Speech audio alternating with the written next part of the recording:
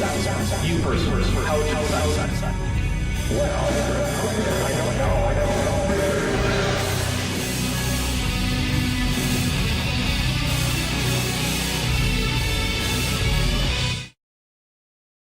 Hey everybody, welcome to Kent with Bent 157, the year of Hovind Part 1. I know it's at least some people have already got the reference, so I appreciate that. The reference to what is apparently on some lists considered the best episode of Star Trek Voyager. I don't know if it's my favorite episode, but it's definitely a good couple of episodes, except for the way that it all resolves. Which is to say, it never happened. Because I know I've talked to Bent about this, but one of my pet peeves is episodes that didn't happen. Like, why did I watch this? Yeah. What was the point? You could skip it and just nothing would change. And it's oddly enough not the only Voyager episode like that. There's one early in season 1 that's kind of like that. Actually, I don't remember if it's early, but it's in season 1, I believe. Kess is there, which is not my favorite character. Sorry, Kess. Oh well. Anyway, Bent, how you doing? Yeah, I'm doing well. How are you? Oh, I'm a little frustrated with myself. Today has been a little bit of a comedy of errors setting up for this stream. Between crashing media players, chroma key settings going just completely off the walls, this uniform being a pain in the butt. But hey, tell you what though, if we get 50 teal super chats by the end of the stream, well, by the end of the timer, I'll wear it again on the next Kent with Bent. Nice. Yeah. But I was thinking about 30, but that was what it was last time, and I wanted to actually make it like iffy. The last few times I've done 30, we hit the goal, so I want to make it something where it's like, will we? I don't know. We'll have to find out. But hey, we're not really here to talk about the super chat goal, although I do hope that we hit it. We are here primarily for Kent with Bent, which is the show in which we debunk, but also largely just kind of make fun of Kent Hovind. Because, I mean, he's such an easy target to make fun of, right? And to debunk. That we can do it while I'm drinking. And I'm drinking a rum and coke today. What are you drinking there, Bent? Mountain Dew Baja Blast. Very nice. That is, I hear that that's illegal in 4-star systems, or star sectors, or something like that. It might be, but it's legal right here. Oh, that's good. Yeah. Alright. Yeah, so we have some drinking rules, but before we get into all of that, I do have a few things to read here. Master of Karate and Friendship for everyone who's been a member for 33 months and is at the amniote level says, me, okay, I wasted the whole day, I'll stop procrastinating now. Also me, hey look, Dapper is live this very instant. He sure is. Alright, Triceratops is malleable, sick, like a mallet, who's been a member for 12 months, and is at the amniote level says, AIG is a sack of knobs, and I already have that on the drink counter, but here's a drink for it. There's also a drink on the counter for Dapper's a Professional because I hit go live early instead of set goal so I could set up the goal. So that's fun. Then Asta Argumentum at the Lesser review for $9.99 with the first super chat that counts towards the goal. Says, my 4-month-old dog figured out how to climb onto the dining room table when all the chairs are pushed in. That might make her more scientifically inclined than the pelagic tunicates at AIG. It almost certainly does. Alright. So, the way this works is we play some Kent Hovind, and then we stop when I feel like either I or Bent has something to say. Also, Naramdaputs has just sent in what looks like a blank super chat for $1. Thank you very much, Naramdaputs. And also Fearmonger, who has been a member for 27 months, and is a tetrapod, says, I, Dapper Dinosaur, which is weird because Fearmonger isn't Dapper Dinosaur, declare my love for Pelagic Tunicate. Didn't even put in more than one. What an odd thing for Fearmonger to have said. Pretend to be me and not even use the right number of Pelagic Tunicates to be grammatically correct. What an odd thing. Anyway, so, when certain things happen, we do in fact take a drink. Now, the first thing I want to say is, if you want to play along with us, you absolutely do not need to play along with alcohol. If you want to play along with water, coffee, tea, juice, soda, a vape pen, eat a chip, High five whoever you're watching with, or just the air. Pet an animal that is, like actually your pet, not just a wild animal that you're dangerously petting. Please don't do that. All of those are fine. You can also just not play along. That's fine too. Whatever you want, as long as it's safe and consensual. You're not going to get, taken in by the law. That's fine. However, if you do choose to use an intoxicating substance and play along, please do not then go out, drive, operate heavy machinery, fly an aircraft, or text your ex. These are all bad ideas. In fact, equally bad, really. Equally bad ideas. And just don't do those things. And then we should be fine. Also, myself, Hovind, the channel as a whole, we do not accept legal liability or responsibility for anything you do as a result of playing along with this game with an intoxicating substance. This is a play at your own risk kind of thing. Kind of like entering Dinosaur Adventureland. You enter at your own risk. There is no insurance. And you have to agree to that before you start playing. Okay, so we got a couple more things here. Right-handed Sith, who's been a member for 25 months, says AIG is a subspace pocket of Kent Hovind's. I'll take a drink for that. Very nice. All right, Master of Karate and Friendship for everyone for 100 Argentinian pesos, which is, of course, the second super chat that counts, says, who is that person on the left of the screen? He's dressing in black. That might be the Nightman? After all, he does do things with kids, allegedly. You see, he tries to get into their soul, but Frank keeps pronouncing it like it's whole, and it's clearly soul. If you look at the words on the music, it says soul, clearly. So, boy's soul? Yeah. Let's see. Oh yes, drinking triggers. So, we will take a drink if Kent Hovind says something so stupid, we just kind of have to, as like a brain coolant kind of thing, because, oh boy, does he say a lot of stupid stuff. We'll take a drink if Kent Hovind actually gets something factually correct.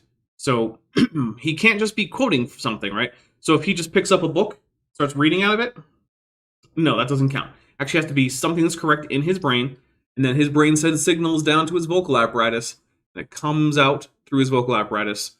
That counts as him saying something correct.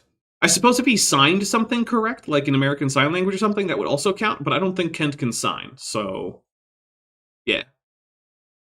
Not that I can, really. I can know a few signs. Usually I know enough to check to see if a movie is actually using American Sign Language or not, and that's it. I can tell if they're actually just doing random hand gestures or if it's actually sign language, and that's about as far as I get. Alright, so we will also take a drink if Kent Hovind tells a joke that doesn't land or tells a story that didn't happen. Now, the story that didn't happen is a bit of a judgment call, and, it's up to us, but if it seems like it's something that should go on r/that happened or r/ and then everybody clapped, yeah, we're probably going to call that a story that didn't happen. We'll also we will also take a drink if Kent Hovind cites a source. We go to check that source, and rather than just failing to support him, which is pretty typical, if it actively contradicts him, we take a drink for that. That's called a Trojan source. We'll take a drink if Kent Hovind mentions that political party that is very popular, or was very popular in Germany in the 30s and 40s, and has become rather strangely popular in the United States here in the 2020s. Oh, drink for Mothra, because that's another one. If Mothra or Godzilla come by audibly, we take a drink for that. We will also take a drink if Kent Hovind is about to say something and we're not sure what, but one of us can predict it. Also, if he confuses what we can know from just the specimen Lucy of Australopithecus afarensis with what we can know about any wider taxon to which she belongs, including species, genus, tribe, subfamily, family, superfamily, any of those things, we take a drink, but that can only happen once per stream, and that is called ad hominid. We will also, let's see, I don't think I have any more that Kent can give us, right? These are all, the rest of them are all everyone else can give us drinks, right? Correct. Okay, so there are ways you guys can get us a drink. If you super chat or membership milestone chat anything that contains a Mothra, Ghidorah, or a Godzilla emoji, we will take a drink. We'll also take a drink if anyone super chats or membership milestone chats anything to the effect that AIG are a bag of dicks. You do have to be a little creative on that one because, well, YouTube will censor it if you just type in AIG is a bag of dicks. So you got to be careful. Let's see. We will also take a drink for every gifted membership until you give more than 30, at which point, we'll just gonna down this, add whatever number to the drink counter, and then go get another drink. Let's see. We'll also take a drink if I screw something up. That's called Dapper as a Professional. So, yeah. If I screw up the production, that's Dapper as a Professional. I'll take a drink. Well, we'll take a drink for that. That does not include programs crashing or YouTube going down or things like that. That is beyond my control, and we do not take a drink for that. Bent, what have I missed? Nothing. All right. In that case, I'm pretty good at this whole like remembering thing, huh? All right. Oh, yeah, better than I am. I have to write it all down. All right. Well, Bent, unless you have anything to add before we get going, I'm going to hit play on Kent after I tell people basically where we are. All right. Sounds good. All right. Well, so where we left off, Kent was confused about the fact that Antarctica wasn't always a cold, snowy place and wasn't always at the South Pole. He's just very confused about that. So, hey, without further ado, let's go. And we are, let's see, 48 super chats away from making me do this again. How about this article? The discovery of thousands of well-preserved leaves in Antarctica has sparked a debate among geologists over whether the polar region, rather than being blanketed by a massive sheet of ice for millions of years, enjoyed a near-temperate climate as recently as 3 million years ago. Okay, what's the citation on that, Kent? Because that's very recent, and I don't know of any article that's saying that. So I would be very curious to know where this is coming from. But he does cite sources on the slides. Bent, where's the source? It's not there. There. Yeah. That's weird. Yeah. Let's see. Tracy Robbins for $5 redo says, I think Kent has set his invisibility tie to invisibility tie to blend in with the plants in the background, but his shirt clearly hasn't tuned in yet. Also Godzilla. Thank you very much.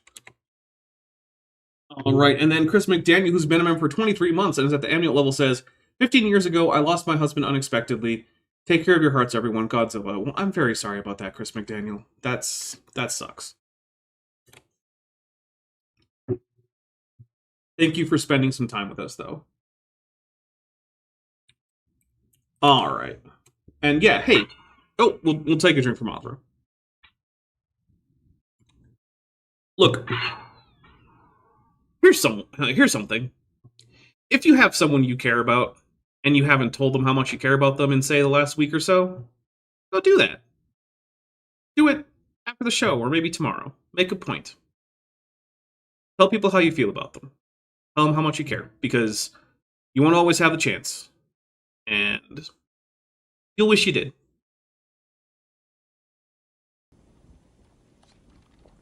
In January, Mr. Webb, with David Harwood, an assistant professor of geology at University of Nebraska in Lincoln, and a couple other guys. Okay, this is a bit nitpicky, but is it me, or does Kent say geology? Like instead of geology. Is that just me? I didn't notice. I wasn't really listening for that. It seems like it's a thing, and maybe I'm just hearing things, but I feel like he says geology with like a weird, I don't know, a weird something. Found a deposit of leaves on the side of a cliff in a desolate stretch of the Trans-Antarctic Mountains, which about 250 miles from the South Pole. Okay. The leaves, compressed by subsequent layers of ice, look like fossils, but unlike... Okay, so this source was about 10-ish years out of date by the time Kent was giving this. I don't know if 10 years ago that was reasonable. I've also never heard of this publication, so, like, I don't know. I'm not going to say that Kent didn't get it from this publication, but, like, it's a weird one. Asked Argumentum at the Lasso Ryu for $4.99 says, Nebraska mentioned! Godzilla, Godzilla, Godzilla! And we will take a drink for the Godzilla. Thank you very much. And let me update our counter, because remember, there's also the, if we get this number all the way to 100%, instead of using my default avatar in the next video, we'll use a fancy avatar, and Bent would get free pizza. In fact, he'd get free pizza before that happens. Yep. In fact, actually, speaking of videos, I just released one for early access today. So if you have early access, check that out afterwards. I consider it pretty good. If you like yodeling, you'll like that video. It has 4 yodel sections. So Nice. no, wait, 5. Even nicer. Yeah, but 2 of them are basically the same things. Just one is like shorter than the other one. It's the same set of fossils, but faster. And then each other one, the 3 other ones, are unique yodel sections that have never been yodeled before. I mean, the yodeling is the same, but the pictures are different. Like fossils, which leave only mineral traces of the original organism, the leaves retain their original cellular structure. So these are simply pressed, preserved leaves. Yep, that's generally what a fossil leaf is. Good job, Kent. You did it. You figured it out. Near the South Pole. Mm-hmm. At the North Pole, we have actually 2 North Poles. We have the magnetic North Pole, where your compass points, and your geographic North Pole, where the Earth spins around. Okay, so on the one hand, yeah, we'll take a drink for Kent being right about this. But the other thing is, why is he highlighting it now here when the same is true for the South Pole? Like, there's a magnetic South Pole that your compass also aligns to, and it's geographically distant from the actual South Pole. So why... Because I feel like what he's going to say is that this is significant somehow. But in a way that doesn't make sense, given that it's also true of the South Pole. That's what I think is going to happen. We'll see. Metageeky Platypus Warlock for $5, trying to get me to wear this again. Says, Chronicle of Higher Edge's legitimate publication on higher education news and opinions. Not sure why Antigology Find would be in there with a Mothra. Well, I had not heard of it, so thank you very much. Look, I do not know all about all of the sources that are out there. So if you guys know something about some random source that Kent brings up, please let me know. Because, I mean, what do I know?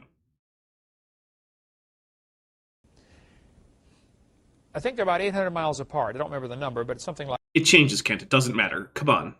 Like that, roughly 800 miles. Now, if you live in Alaska, of course, there's quite a difference. You have to adjust your compass. When you get in your car and you think you're driving north, well, you're driving magnetic north. The compasses only point to magnetic north. Well, my car... my phone has GPS. And the GPS is corrected already, so I don't have to worry about it. As to Argumentum ad Thalasso Ryu with our 6th super chat that meets the goal. Normally, I'd say he doesn't believe in the South Pole, but Kent is confirmed to not be a flurf. Yeah, the thing is, he's too old to be a flurf, basically. When flurfing became a thing, he was already very much set in his ways. That's the difference, right? I fully believe that if, like, Jerry Falwell and, like, Dwayne Gish had been, like, flurfs, Kent would be too. Because remember, Kent has absolutely no ability to think. Never mind, think critically. He doesn't even have the ability to understand what people are saying unless it's, even if it is something he agrees with. All he can do, from what I've observed, is he can say, this sounds like something that supports my preconceived ideas about how the world works. I don't understand it, but I can remember the words and vomit them up for you. That's about it. That is the sole... That is like the limit of his intellectual capacity. And if you think I'm wrong, please let me know where I can see an example of Kent unambiguously demonstrating the ability to understand complex ideas and respond to them thoughtfully. I have never seen him do it, but hey, I've only seen almost everything he's ever made. But it's not everything. Well, okay, almost everything he's ever made up until he got out of prison. After he got out of prison, he got way more boring and way more bitter and annoying. Like, he used to actually do this kind of thing.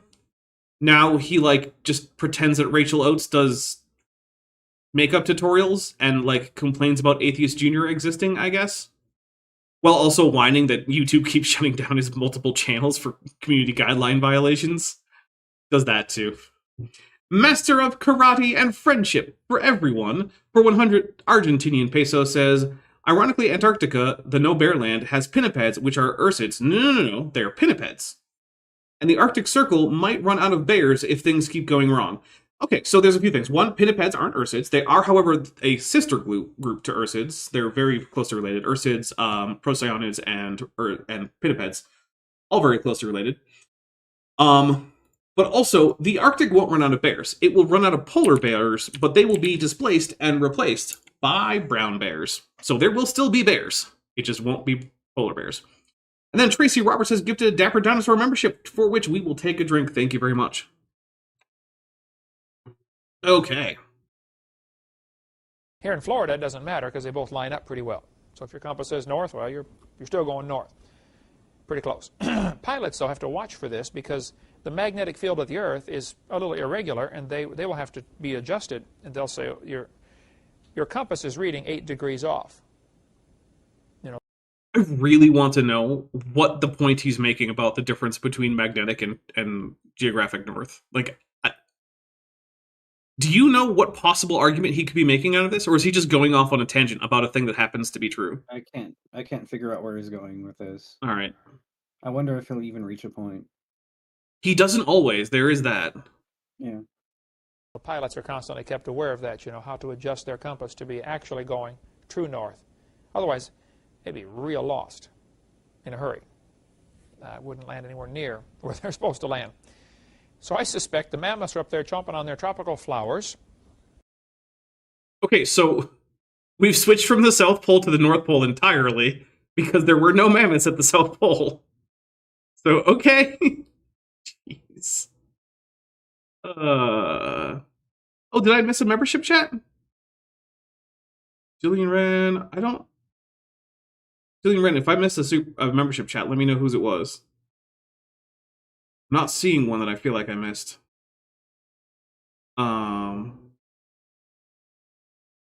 Let's see.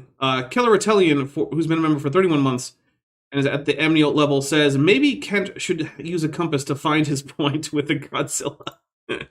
Yes. I'll take a drink.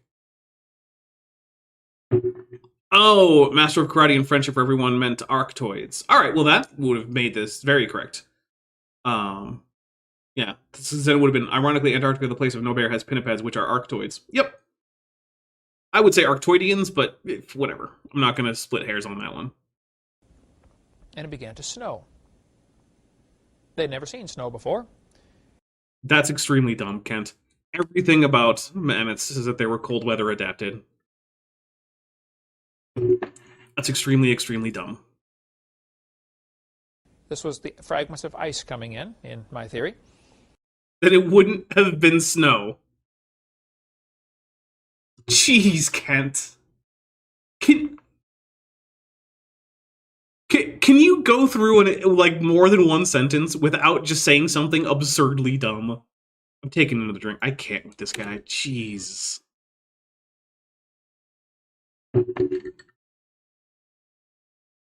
And so one of them said to the other one, he said, Herman, this is kind of peculiar weather we're having here. Let's get out of here.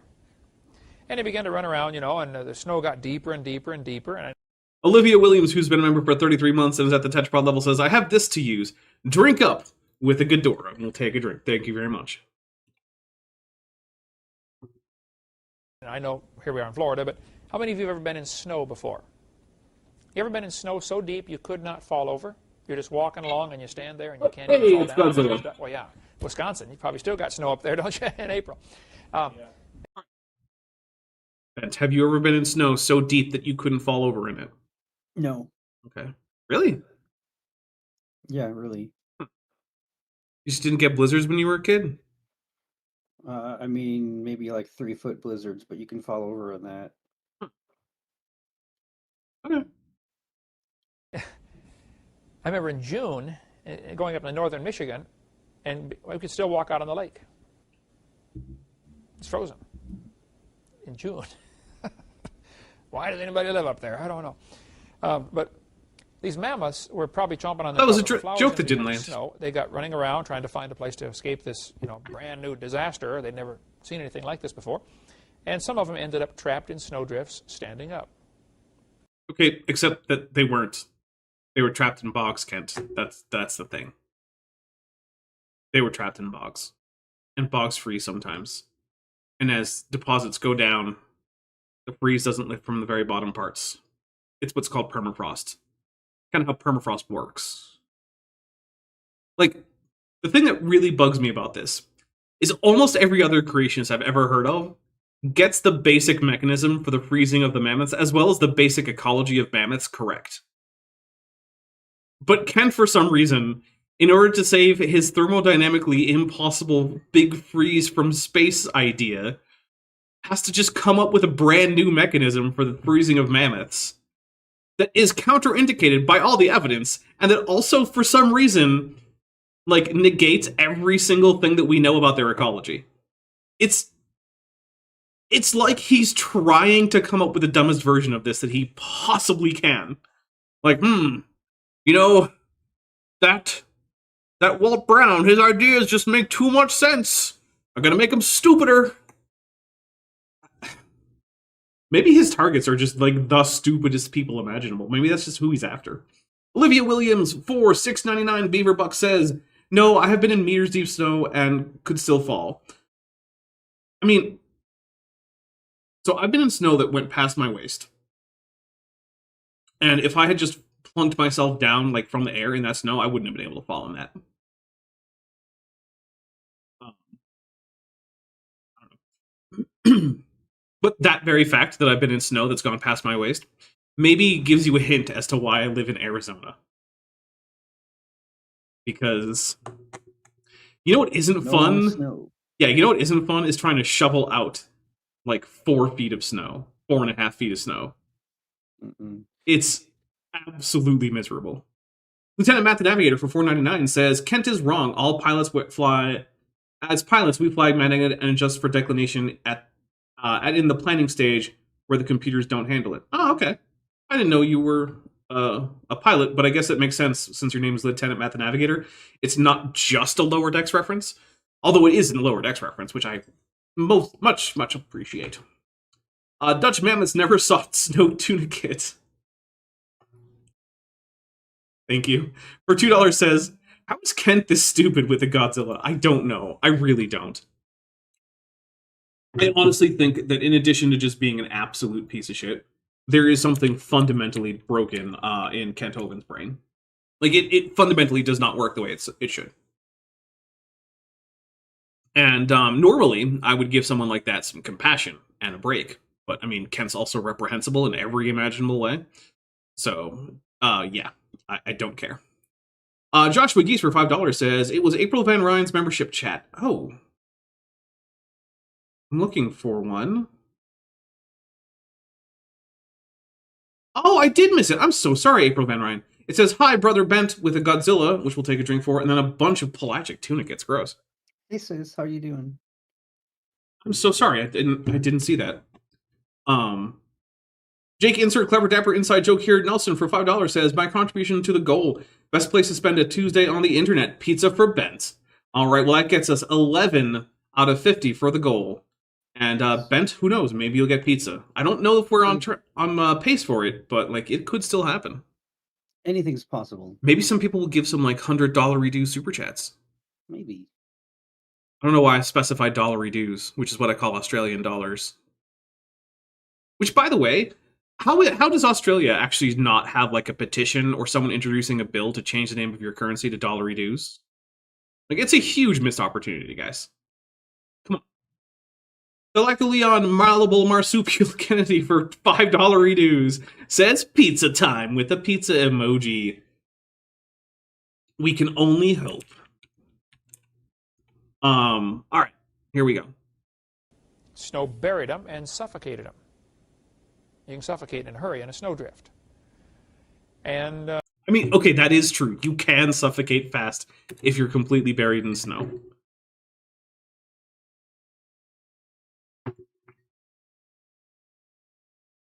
they froze in a few hours.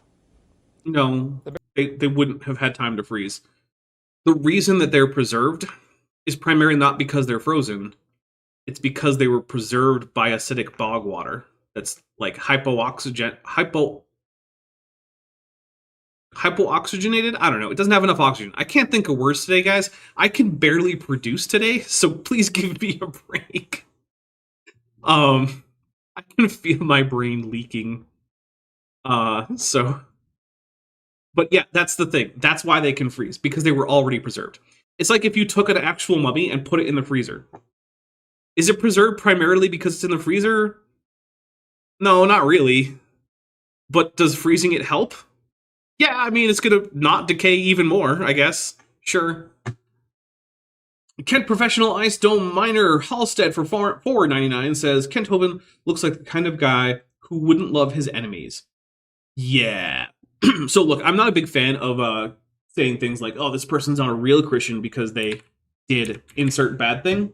However, I will say that when it comes to the teachings of Jesus, Kent really, really, really, really, really likes to prioritize the parts that don't involve loving others. And I would say that the whole like loving others and caring for the sick and the needy and the orphans and the widow and the prisoners and the downtrodden, which is a lot of what Jesus had to say. And I would say the big core of his moral message that he was trying to promulgate. Yeah, Kent seems to not care at all about that.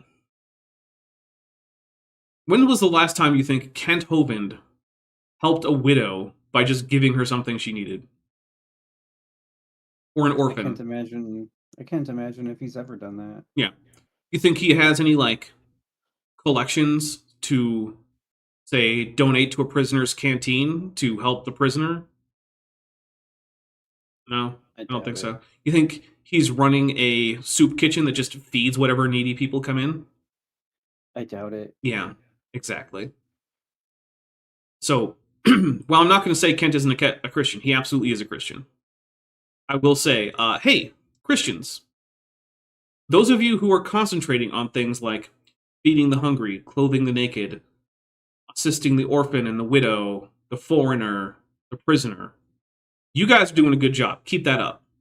If that's not what you're doing, if you were, say, spending all your time worrying about which bathroom a trans woman is going to go to, or spending all of your time doing things like trying to shut down food banks and AIDS clinics in Africa, you're doing it wrong.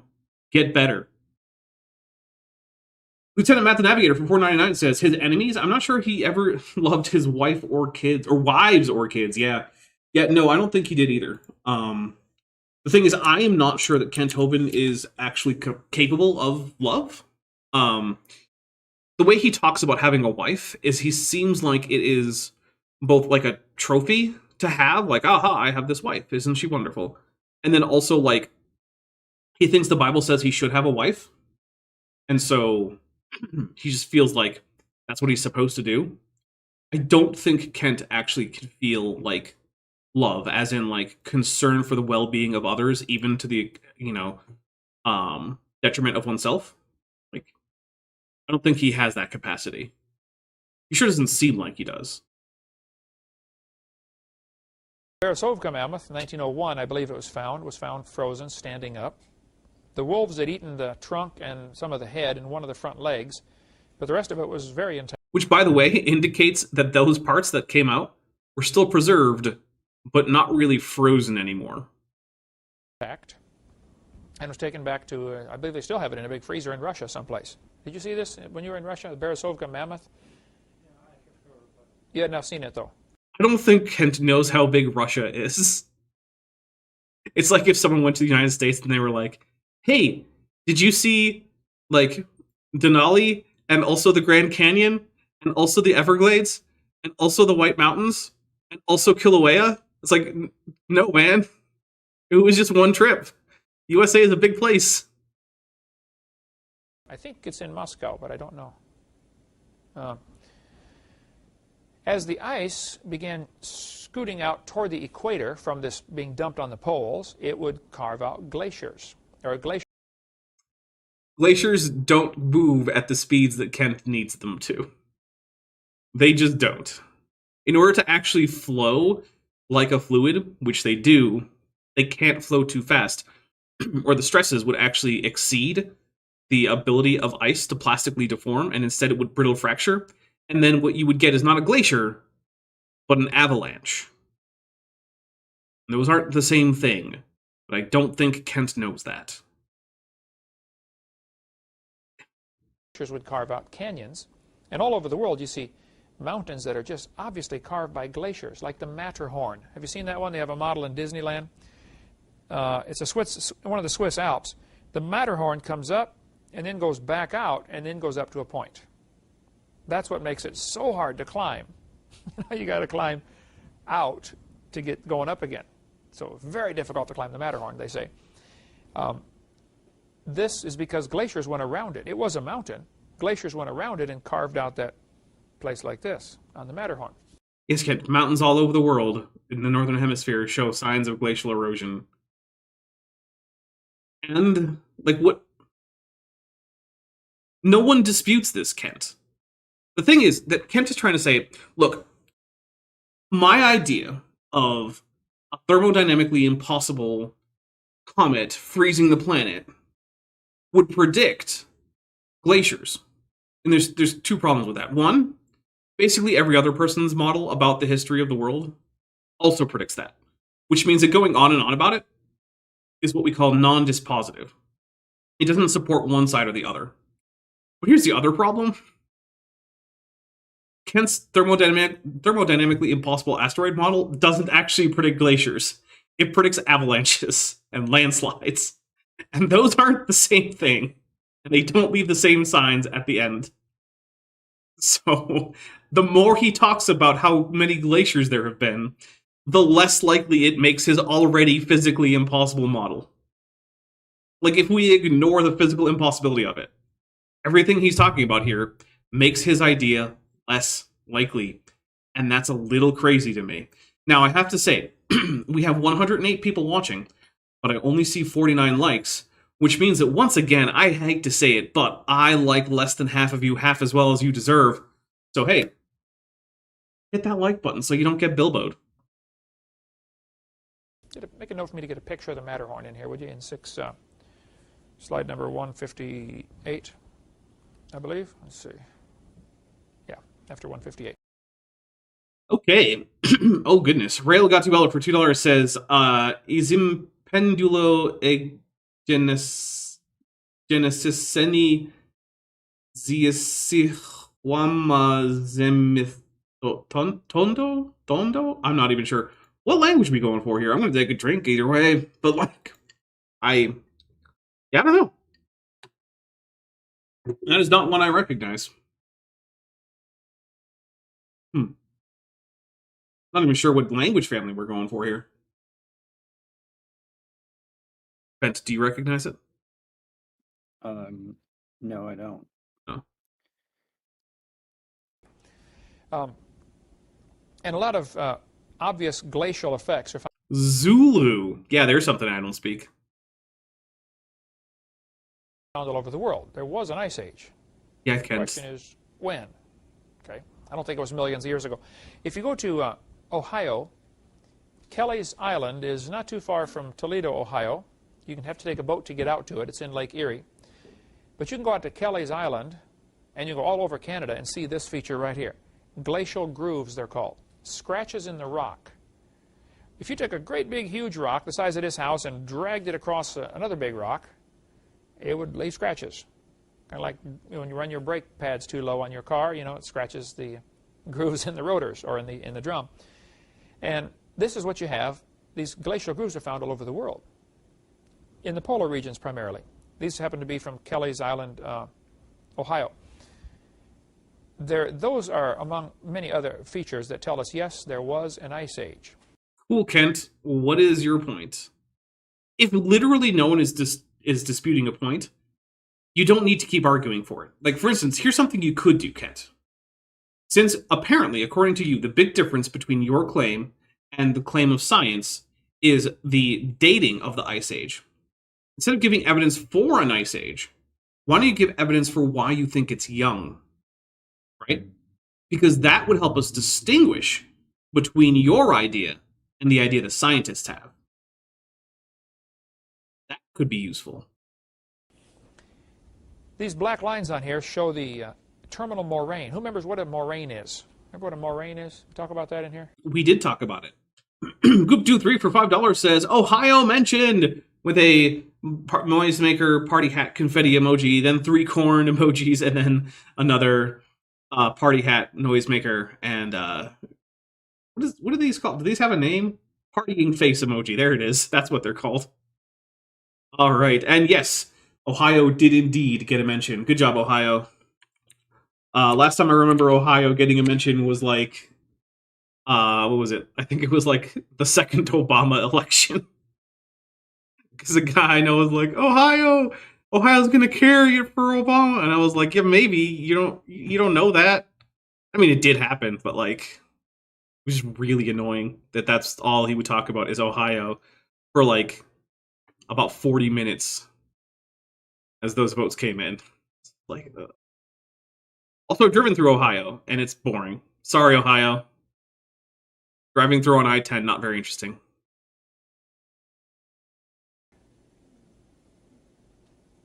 As the ice is sliding along, it bulldozes in front of it piles of rocks. Mm-hmm. You might end up with a pile of rocks a half a mile high. Maybe not that high, but hundreds of feet high, okay? Yeah, okay. It'll pile up these rocks in front, and then the ice melts back. Well, the rocks aren't going to move.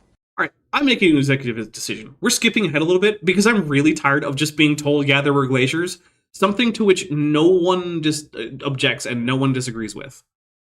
Brent, do you have any objections here? No, I don't. All right. If there was water underneath and all that water's put on top, the land then is going to sink down. Yep, which causes a problem for your whole, subterranean oceans pre-flood idea. But hey, you got it here.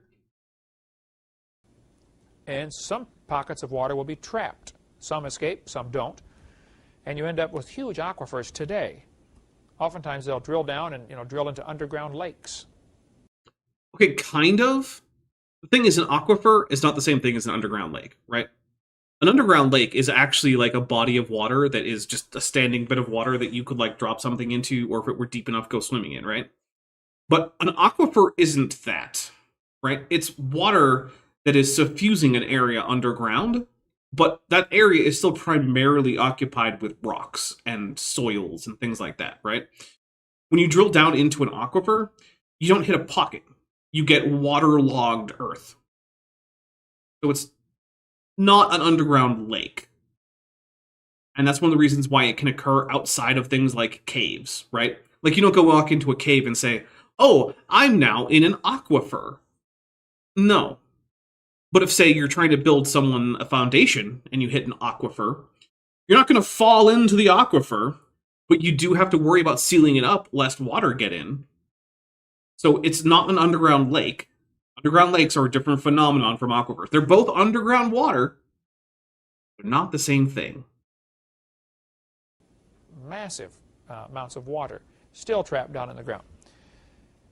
So the flood lasted a year. At least Noah was in the ark for a year. Probably the actual flood lasted 6 to 10 months. We don't know. But Noah didn't get out till a year after he got in. Here's the book of Jasher. How many have ever heard of the book of Jasher? Do we have that in the bookstore? Bent, have you heard of the book of Jasher? Never. It's mentioned in the Bible. Haven't you read the Bible? If you say so. This guy hasn't even read the Bible. If you say so. Okay. This is not part of Scripture, but it is very interesting reading. I mean, you say it's not part of Scripture, you could just declare otherwise. My Infinite Journey member for 23 months and at the annual level says, Hail Nero, Hail Daps, and Bent, and Hail Glaciers, even if they don't actually prove young Earth creationism. Indeed. Okay? It's mentioned twice in the Bible, in Joshua 10, verse 13, and in 2 Samuel 1, verse 18. Parts of the Bible Bent hasn't read. It says, is not this written in the book of Jasher? Well, where's Jasher? Okay, it's not in the Bible. Well, we have the book of Jasher if you want to buy it. We have a book that is called the Book of Jasher. There's very little evidence that it's actually the one referenced in those biblical texts, which do seem to be referencing a common source, but yeah. It seems most likely that the original book that those were referencing just was lost, right, as most works of antiquity are. And that instead, the current book that calls itself that was written to basically fit with the descriptions of the book of Joshua from the Bible. So, like, whatever. But then again, it's not like there aren't books of the Bible that were in fact written to seem like things they weren't. So, for instance, like the pastoral epistles of Paul, almost certainly not written by Paul. But they were written to seem like they were. In fact, they often say that they're by Paul. But they're almost certainly not. So, it's not like there isn't precedent for things going into the Bible that aren't what they say they are. Deconstructing Laura for 42 for $4.99 says, San Antonio, Texas has most of its water in the Edwards Aquifer. We have to monitor our well use all year. Oh, I didn't know that. Edwards Aquifer. Who's Edward? And, like, did he discover the aquifer? I mean, that would make sense, right? And also, we are at 16 out of 50 super chats. I don't know. I don't think we're on pace. I might be freed from this human suit and attendant Starfleet uniform for the next time. I don't know the cost on it. You know, I happen to know you're doing the catalog. It's $10, is it? Okay.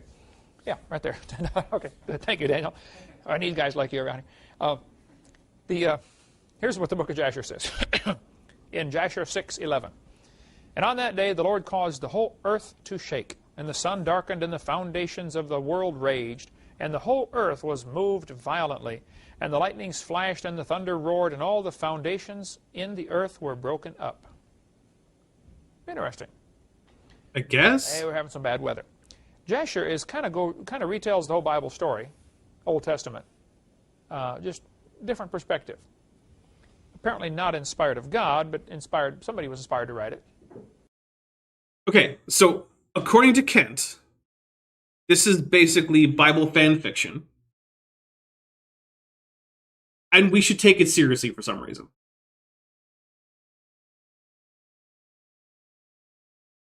This is no more important than, like, what's in Left Behind. Like, even if I went along with the premise that just being in the Bible means that we have to take it seriously as a historical source, which I don't, this is something that was written long afterwards as biblical fanfic. Why would it be evidence of anything? Lieutenant Math the Navigator for $4.99 says, of course the epistles to Timothy weren't written by Paul. Obviously Timothy wrote them. That is something Kent has said repeatedly, despite being a biblical literalist, who is therefore bound to say that they were written by Paul. Man. Kent really is just the worst. You know, not of God, but just inspired to say, well, we ought to tell this story to the grandkids. And there's a lot of interesting things you can learn. Sort of like the Archco volume. Anybody heard of the Archco volume? Yes, it's a modern forgery. It's not even a work from antiquity. It's literally just something someone made up, I think, in the 1900s. Let me double check, because I know I've looked this up before, but, like...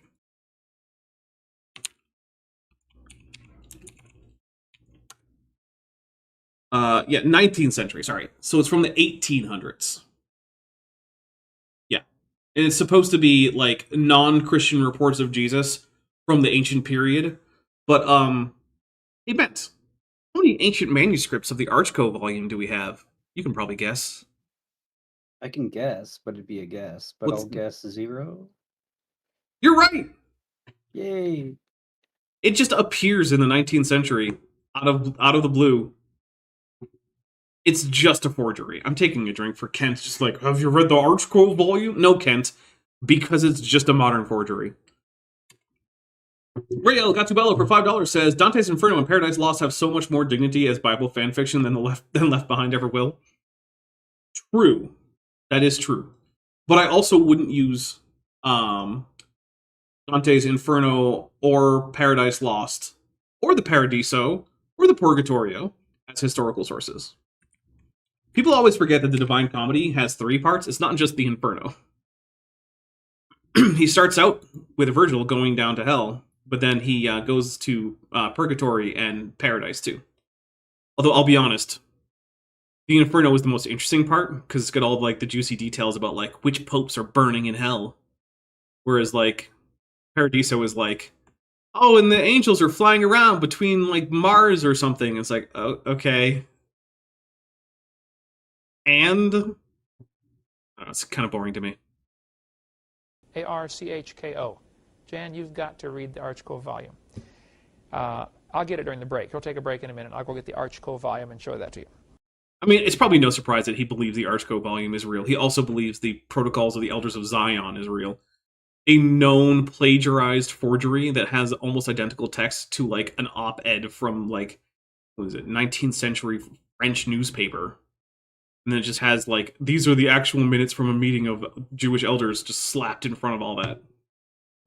Lieutenant Matt the Navigator for $4.99 says, I mean, Ken sold a certain early 20th century Tsarist forgery. Oh, hey, me and Matt the Navigator on the same wavelength right there, because that's just the Protocols of the Elders of Zion that Kent indeed, well, I was going to say still sells, but I don't know if he still does, ever since, from what I understand, his fourth ex-wife took the inventory for his store with her when she left. In addition to some 16 grand or so, because Kent decided that the best thing to do for online donations to Dinosaur Adventureland would be if they went to her personal PayPal account. Just chef's kiss decision making right there, Kent. Oh, man. Matter of fact, we're on part 4, so it's a good time to take a break right here. Take a break. When we come back, we'll talk more about the flood. All right, let's take up here a little bit. We mentioned during the break we would try to get the book of Jasher. Just interesting reading, okay? If you like to read extra biblical history, So history. Because remember, the Bible isn't a history book, at least not in the way that we would currently think of the word history, right? Like, it's less a history book than the Anglo-Saxon Chronicles, which are at least kind of trying to be history books. Archko volume, which I mentioned, is absolutely incredible. We don't sell it. We probably should. It is so good. This German scholar, I don't know, 150 years ago, I don't remember the story now. It's been a couple years since I read it, but he got to thinking, if Jesus was such a famous person, maybe I'll make up stories about them and set them in antiquity. And that's what he did. Surely there are some other records besides the Bible. There are. There are some letters by Roman governors. There's a few mentions in Josephus. There are some much later mentions in later Jewish literature. I mean, it's there. It's not very... You certainly couldn't fill up that whole book with just that. But I mean, there are a few relatively late references to Jesus or Jesus' followers. Let's see. Goopdo3 for $5 says, she took the anti-Semitism in the divorce. No, I'm pretty sure that Kent remains just as virulently anti-Semitic as ever. I'm sure he's already on the phone with someone, or already has been on the phone with someone about restocking his entire inventory of the Protocols of the Elders of Zion. Honestly, if Kent had a back room full of copies of Mein Kampf, that wouldn't surprise me either. He went back and searched ancient libraries all over the place and found... No, he didn't. ...interviews and court records about the life of Jesus. Then he would have been able to produce the manuscripts, or at least the references for those manuscripts in those libraries. He didn't. This is just like with paleontology or with archaeology or history, right? If you think you have a new piece of evidence, you need to make it available to study by others, right? This is where Kent falls apart. It's where the Archko volumes fall apart. It's where Karl Baugh falls apart. It's where cold fusion fell apart. It's where vaccine-causing autism fell apart. No one could reproduce it. No one could look back at the original sources and get the same results. And what that means is, in terms of academia, if you don't have data that can be reproduced, you basically just don't have data. There is literally nothing external to the Archko volumes that in any way suggests that they are anything but a 19th century forgery. At all. Nothing. There is not a single scrap of papyrus or parchment or vellum that in any way indicates that there is an ancient original to any of the things in the Archko volume. It's just made up. That are not mentioned in Scripture. He tells all about how he discovered the records. A very fascinating story there. For instance, Jonathan was sent to interview the shepherds. This is the letter of Milker. The shepherds are also almost certainly a literary device that was made up. Like, shepherds don't just go abandon their flocks to go see some baby. That's not really a thing that happens. And also, other parts of both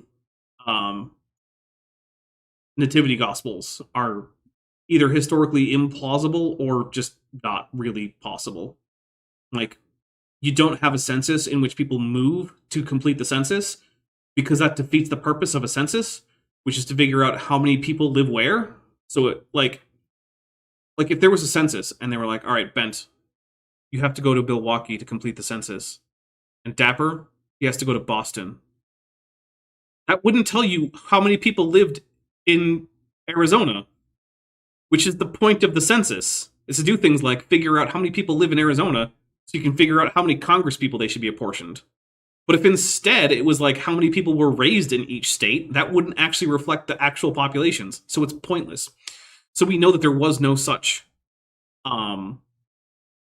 census. We also know that the slaughter of the innocents almost certainly didn't happen, because while Herod wasn't exactly popular, the Romans censored client kings for far less than just slaughtering a bunch of babies. Like, the Romans weren't exactly nice guys, but they also weren't like, yeah, slaughtering random babies for no reason, totally fine. That wasn't, like, no. And there are no extra biblical references to an event as important as the slaughter of the innocents. There's no archaeological evidence for it. There's just nothing. So it probably didn't happen. Now, could Jesus have gone to Egypt? I mean, yeah, sure. They didn't really have, like, immigration policy that would prevent that or something.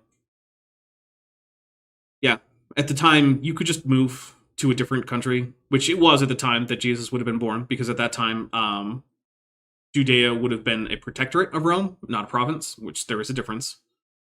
So, like, yeah, technically it would have been moving to a different country, but, like, barely. And also, the ancient world didn't think of that the same way we do. All right, we got Roshan Schwarzschild Radio Star Keller for $4.99 says, I just got a gross amount, literally, of toilet paper delivered, and now my back is spasming as if Tiffany's boyfriend was present with relation to AIG. I'm sorry, that's rough. But hey, at least you got plenty of toilet paper to last you. That's some stuff that won't go bad. Flavius Josephus, the first century Jewish historian. Wait, which century? For $5. Says, can confirm that the martyr of the innocents did not happen. Yeah, I mean, it's one of those things like, can I prove the negative? I mean, not in like a logical sense, but there's just no reason to think it happened, and so many good reasons to think it didn't. And then for $6.99, Beaver Bucks, Olivia Williams says, also, how many of us would know where to go if asked to go where our great-great-great-great-great-great-grandfather lived? I would know, at least on my human side. And it would be County Clare, Ireland. And I would probably just go to, like, county seat. At least on my mom, or my adopted dad's side. For my mom's side, I think we do know. And I think it's, like, Western France. I think. Probably. Anyway. Priest of the synagogue at Bethlehem, Sanhedrin 88b by R. Jose, order number 2. Jonathan, son of Heziel, questions the shepherds and others in Bethlehem in regard to the strange circumstances reported to have occurred there, and reports to this court. In obedience to your order, I met with 2 men who said they were shepherds and were watching their flocks near Bethlehem. They told me that while attending to their sheep, the night became cold and chilly, and some of them had made fires to warm themselves, and some of them laid down and were asleep. And they were awakened by those who were keeping watch with the questions, what does all this mean? Behold how light it is. That when they were aroused, it was as light as day. But they knew it was not daylight, for it was only the 3rd watch. All at once the air seemed to be filled with human voices, saying, Glory, glory, glory to the Most High God. And happy art thou, Bethlehem, for God hath fulfilled his promise to the fathers. In thy chambers is born the King, that shall rule in righteousness. Their shoutings would rise up in the heavens, and then sink down in mellow strains, and roll. Hey, Anonymous Pie has also got ancestry from County Clare. Awesome. It's a good county. Along at the foot of the mountains and die away in the most soft and musical manner they had ever heard. Then it would begin again. high up in the heavens, in the very vaults of the sky, and descend in sweet and melodious strains, so that they could not refrain from shouting and weeping at the same time. Goes on page after page describing his interview with these shepherds and what they saw that night. That's just one of the chapters in here. That type of stuff, you know, extra biblical. Very interesting. Pilate has a report here. All right. Before we get into the fictionalized accounting of Pilate, we're going to take a quick break. I'm going to refresh my drink. Anyone who needs to, get up, stretch your legs, use the bathroom, all that cool stuff. We will be back in just a few minutes. And in the meantime, you get to listen to the musical stylings of some guy.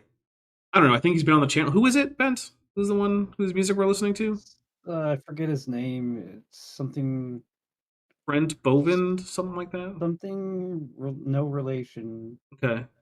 Yeah, I don't know. Wait, it might be Bent Hovind, which is you. It's you. Oh, yeah. It is me. All right. Well, yeah, we're going to listen to the musical stylings of Bent Hovind. Or at least you guys are. I'm just not going to play it for me. But hey, you'll get to hear it. All right. Thanks. See you in just a few minutes, everybody.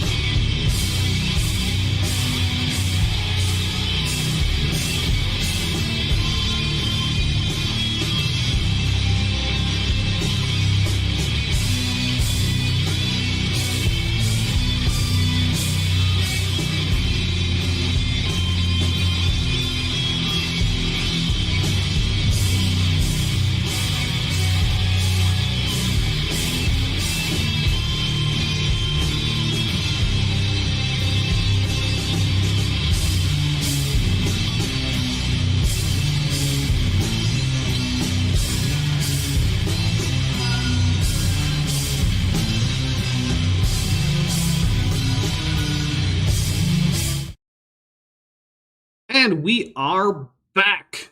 Thank you very much for sticking with me. Those of you who did, which is most of you, I do appreciate it. Let's see. Olivia Williams for $6.99. Beaverbuck says, also, how many of us would know where to go if... oh, no, did read that one. But Lieutenant Matt the Navigator for $4.99 says, unrealistic amounts of detail is very common tell for deception. Yes, that is true. All right, so before we dive right back into it, I do want to say, first, thank you so much for all your generosity, you guys. I mean, we are already halfway to making me wear this thing again, and that's on a $50, a 50 super chat goal. So that's pretty crazy. Also, the channel really is supported by you guys. Without your support, the channel, I can't say it wouldn't exist, but it would barely exist on the level that it does now, where there's, like minimum 3 shows a week, as well as, me pumping out early access videos all over the place. So I really do appreciate it. And there's a motorcycle apparently. If you are someone who is currently not supporting financially, but you would like to and can afford to, is an important bit there. Do not, skip out on your kids', orphanage bills or your apartment mortgage or anything like that. But if you can afford it and you want to help out, consider joining the Patreon or the channel memberships. Both of those get you early access to my scripted videos. One just came out today. Both of them give you access to my super secret Discord server that I tell everyone about, so it's not terribly secret, but I still like to say super secret Discord server. It's fun to say. They both help me directly. I get to keep the most on the Patreon, and it also has the cheapest entry level, so it's I think that's probably the best deal, but the channel memberships do get you your name in green, as well as a cool little badge, and access to, at no additional charge, once a month membership chats, and the channel emojis, so I get why that's a pretty popular option. The Patreon starts at $1 a month. You can get a 50% discount if you go annually. Memberships start at $1.99. If you don't want to do a monthly or an annual pledge, there's also all sorts of stuff. I have both Bent and I have Amazon wish lists that are linked in the description. Bent also has a Patreon linked in the description. Bent has a lot of stuff like snacks and cool stuff like that. I have mostly books, but I do have a few other things on there. Like I recently added USB-C charge cables for my phone because mine is fraying and falling apart. So, if you want to help out there, that's fine. And of course, there's also merch down below this video if you want to see the merch store. Also, if nothing there piques your interest, but you're still interested in merch, click through. There are more things on the merch store that can be displayed on the merch shelf below the video.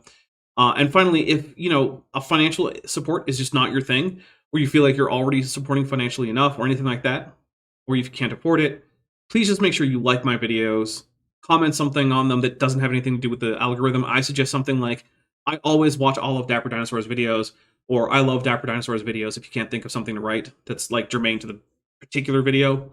Share these with people you think would like them. All right, so we got a few things here to read. So Roshina Schwarzschild Radio Star Keller says, for $4.99 says, what's next? Is Kent going to read from the Diary of Jack the Ripper or Shakespeare's Vortigern and Rowena? Yeah, he might as well. He won't because none of those have anything to do with the Bible, but it's just as reasonable. Jake, insert Clever Dapper inside joke here. Nelson for $5 says, hey, Bent, is there a touch of corrosion of conformity in your stuff? I get some real Albatross vibes off that jam. Not much, but yes. I do have a little bit of influence from them. Just a little bit. Nice. And Joshua Geese for $5 says, perhaps something from Wagner's Ring cycle. I said Wagner's, like an idiot. Obviously Wagner. Ugh. I'm losing it today. All right, so let's see. We are already past the halfway point for making me wear this uniform. You guys like to see me in this ridiculous hot getup. This thing actually is really hot. I'm wearing 3 layers. You can't see, but there's this jacket, then I've got this undershirt, but then I have another t-shirt on under that. It is getting a little stifling in here. All right, here we go. The report of Caiaphas. Anyway, if you like that type. Yeah, how curious that only this one guy from the mid 19th century was able to find all these amazing accounts from actual famous people around at the time of Jesus who are mentioned in the Gospels. And he's the only one who could find them. Yeah. Ever. Even to this day, no one else can find all these cool little interviews and reports and letters. How convenient for that guy. Ugh. Becca Justiniano says, why operate if it is so awful? Because one of the things that you learn very quickly about YouTube audiences is that no matter how much they're the best audiences in the world, which I do think mine are, one of their big motivators is seeing the suffering of YouTubers. And you know what? I embrace it. Of thing. We make a note. Let's check and see if we can get it through our bookstore and carry it here in case I don't. Oh, you know what? Right-handed Sith is true. That's true. Right-handed Sith says, so actually 4 layers. You forgot to mention the human suit. That's true. That is an additional layer on top of the human suit. Sorry, that is an additional layer on top of the real thing. Yeah. I got enough stuff to carry on my table, and it's not nothing to do with creation evolution. It's just fascinating reading. If somebody sees the tape and wants to get it, we'll try to have it in our bookstore. There's another extra. Leon says, you could just wear the jacket or something. No, that wouldn't be authentic. I couldn't do this and have the cool, appropriately colored Starfleet uniform and all the nice pips. Look, I got pips. Can't just do that if all I wear is the jacket. Plus, this fabric is scratchy as hell. It would not feel good. Extra biblical book called the Book of Enoch. Now, there's Which one, Kent? Because there's like 4 of them. a lot of serious questions about this one. Many people think that some Catholic Jesuit priests wrote this.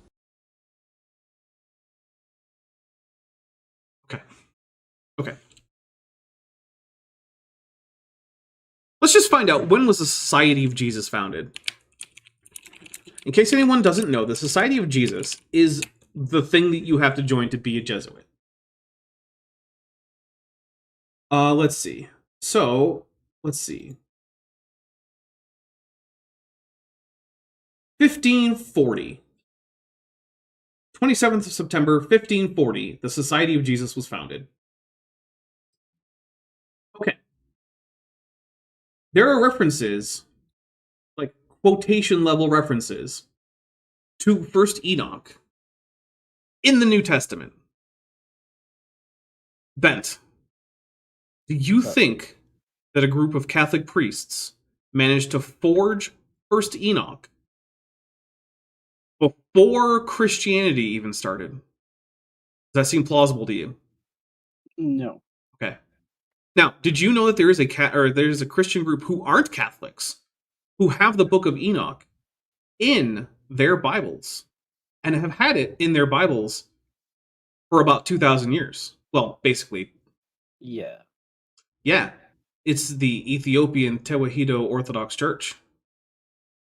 And the Eritreans, but they have it because they broke off after Eritrean independence. So, but yeah. So no, Kent, it isn't something that was forged by the Jesuits. Like, unless Ken wants to posit time travel priests, no, it's not a Jesuit forgery. I'm taking a drink. That is... Kent, if the Jesuits forged the Book of Enoch, then they could have just forged the entirety of the Bible. Because apparently they have time travel. Weird how they didn't show up to Neil deGrasse Tyson's time travel party. I don't know if you know, but Neil deGrasse Tyson hosted a party for time travelers. And the caveat was that he didn't send out the invites until after the party. So that only time travelers could go. No one showed up. So. Alright. Let's see. Lieutenant Math the Navigator says the translation from Reformed Egyptian was very impressive. Aw. Poor Joseph Smith. The scammer.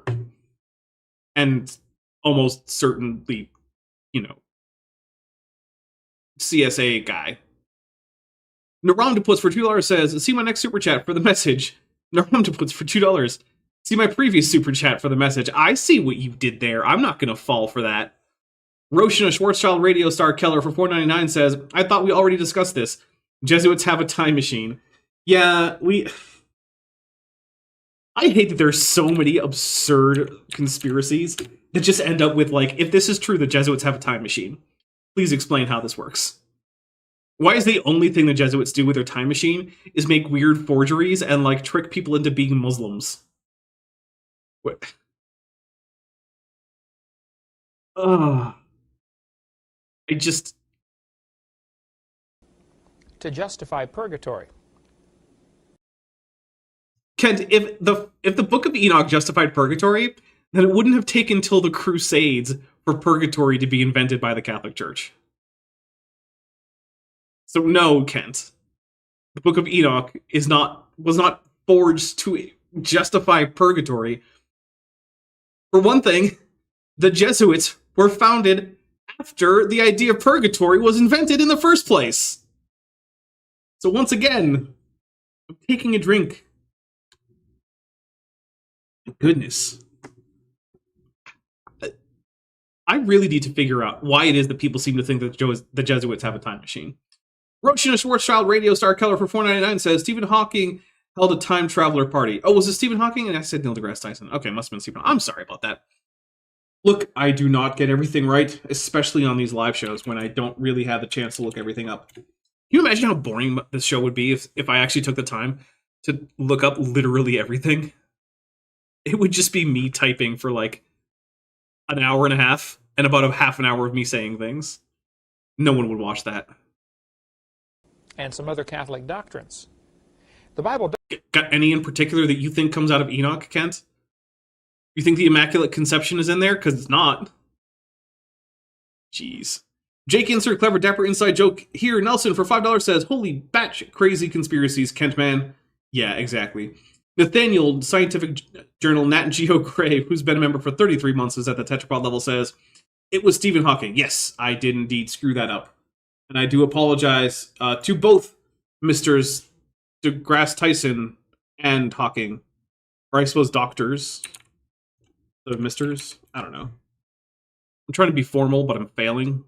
It does mention the Book of Enoch.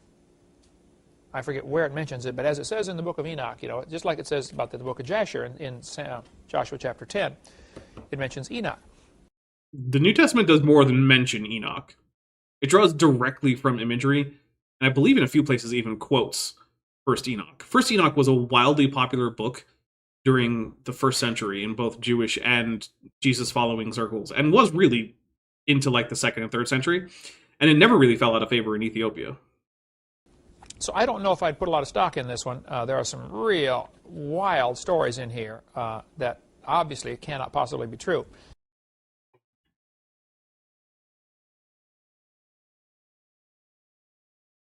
Okay. I need a drink.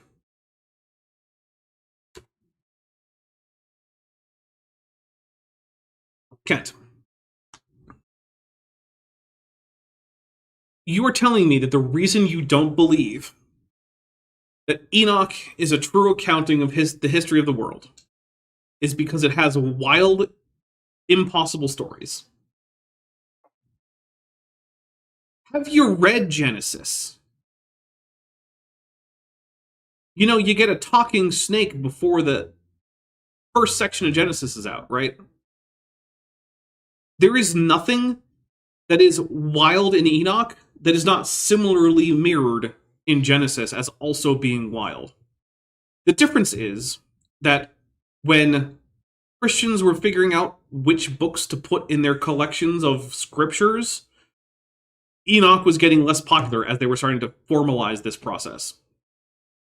And around a similar time, when Jewish people were doing something similar, it was also falling out of favor with them. Like, the difference between Enoch being in just a few people's Bible versus being in everyone's Bible is just an accident and a quirk of history. And the thing is, Kent doesn't, I guarantee you, Kent does not have consistent criteria as to which books should be in his biblical canon. It's just a tradition he's received, right? If I asked Kent, hey, could you justify the placement of every single book in your Bible as being in your Bible, and your rejection of every book that isn't in your Bible, could you justify that? Or at least the books that are from antiquity that we could say would be contenders at the time that the Bible was being, like, set down as to which books were in it. And I want to point something out, right? Kent's Old Testament canon is in part based on money-saving efforts by European book printers. That's why the Protestant Bible doesn't have the Apocrypha in it. There's no deep theological reason. There's no, like, deep ethical or moral reason. There's no deep intellectual reason. It's literally because people printing the King James, well, not just the King James, but people printing Bibles found it cheaper not to include that section. And they noticed that people didn't complain too much. That's it. That's the entire reason that Protestants have a Bible with 66 books, unlike all other Christians. That's it. That's the whole reason. If Kent can say that Enoch is full of wild, crazy stories, he does not have a leg to stand on when it comes to Genesis. Joshua Geese says, in the third Enoch cataclysmic event here, Lieutenant Matt the Navigator for 499 says, wild stories like global floods, flat earths, talking donkeys, and Jerusalem zombies? Yep. Jake, insert clever dapper inside joke here. Nelson for $5 says, Enoch was transmutated into Professor Snape. So long, and thanks for all the fish. A perfect circle. Nice. And how close? We're at 35 out of 50. I think we could do it. I'm going to have to suffer through another hot Kent with Bent. Well, wait, no, the hot one would be if I started, lowering these zippers down a little bit here. Look, oh. There it is. Oh, except that's just the t-shirt underneath. Sorry. Doesn't actually change anything. About people living to be 9,000 years old or something like that. Or people being 9. Yes, because about 1,000 is so much more reasonable, Kent. Like, when you're at 900, does it matter if you say 1,000 or 9,000 or 50,000? They're all equally absurd in terms of being ages for humans, right? Like, they're not options for us. 900 feet tall. I forget what it was. Oral Robertson is 900-foot Jesus. But the story may be indeed fabricated. There may be a real book. Yeah, Kent, the story may indeed be fabricated. I got news for you, buddy. There's a lot of things in the Bible that are just stories that were fabricated.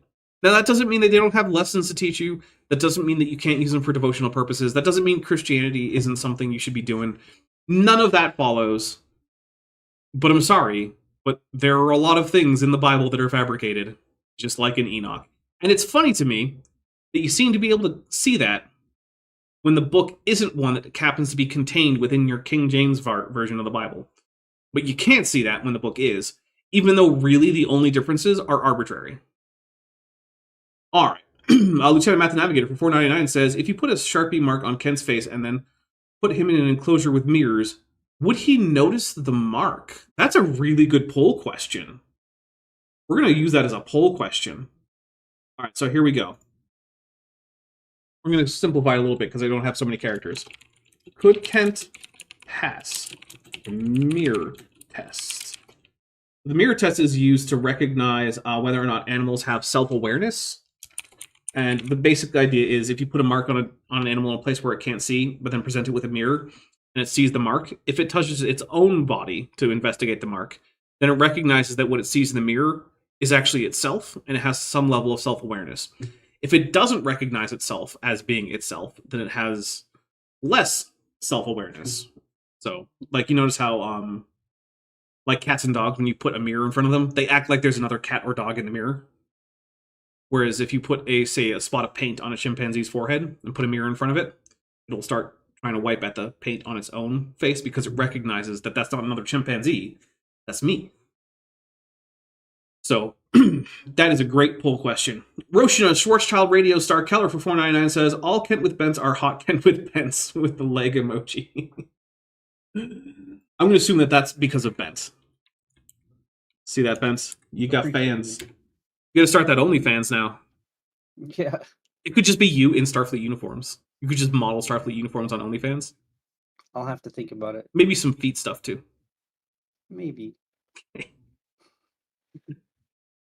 Book of Enoch someplace, and this may or may not be it. I doubt that it is, but that we have one, and I'm not going to sell that. But if you want to take a look at the beginning, where to get one for yourself, and more extra biblical stuff. Okay, let's go back to the Hovind theory. So this ice meteor's coming in, breaks apart, fragments get dumped on the North and South Pole. Okay, Kent. That's why we have leaves there. That's why we have mammoths here. I'm taking a drink. We all know how stupid that is. Also, we're only, 13 super chats away. We could do it. I believe in us. Frozen, standing up, food in their stomach. Okay? The dump of ice on the Earth would cause the crust of the Earth to crack like an eggshell. Would it, Kent? You didn't give us a mass for this asteroid, so, I don't even know how to calculate that. He's just saying, just making stuff up. It was like, it would crack the Earth's crust like an eggshell for some reason. Just don't worry about it. Okay. Does he not realize how much heat that would release on us? That's the thing. No. For as much as creationists say they love the laws of thermodynamics, they sure don't act like they understand them. Metageeky Platypus Warlock for $5 with our 38th super chat for the goal says, Ken could pass the mirror test, but only by commenting that the mark of the beast is spelled wrong. He would know with the Godzilla. Yes. Remember the mark of the beast was going to be UPC codes? I remember that. That was Kent taught me that. Yeah, that sure was wild. There are lines in the beginning, in the middle, and the end that they're all sixes. It's 666. It's the mark of the beast. Don't buy things at the grocery store. Only buy things at the farmer's market. Okay, Kent. Sure. Sure, buddy. All right, we got 52 votes right now on the poll. I want to get this thing to at least 80. So, even if you're lurking out there, voting on the poll is completely anonymous. No one can see what you did. Just go in and click a button.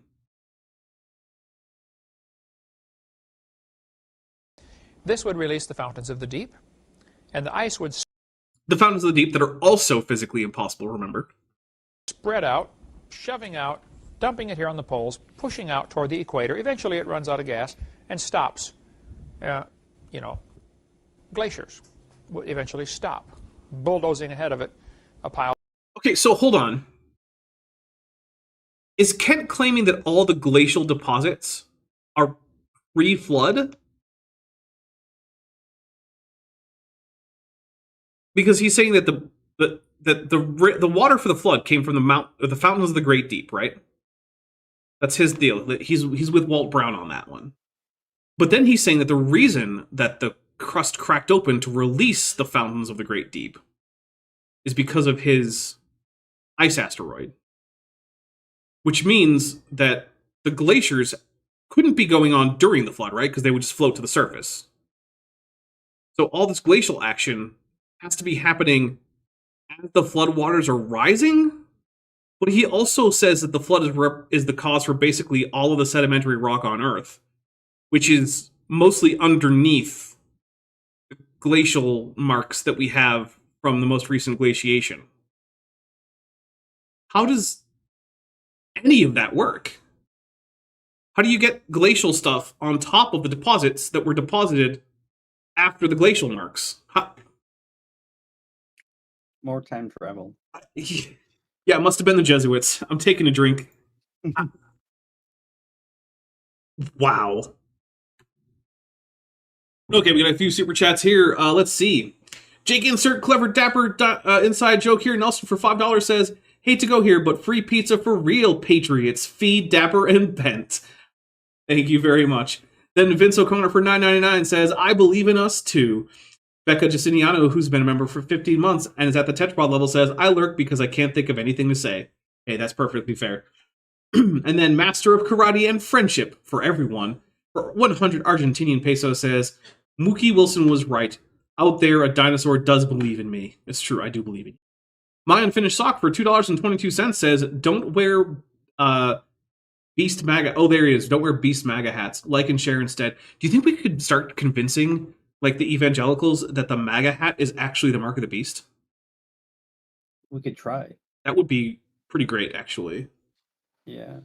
I would appreciate that. All right, everybody, if you have MAGA types in your life that you still talk to, try to convince them that the MAGA hat, that's the real mark of the beast, and Trump is the real Antichrist.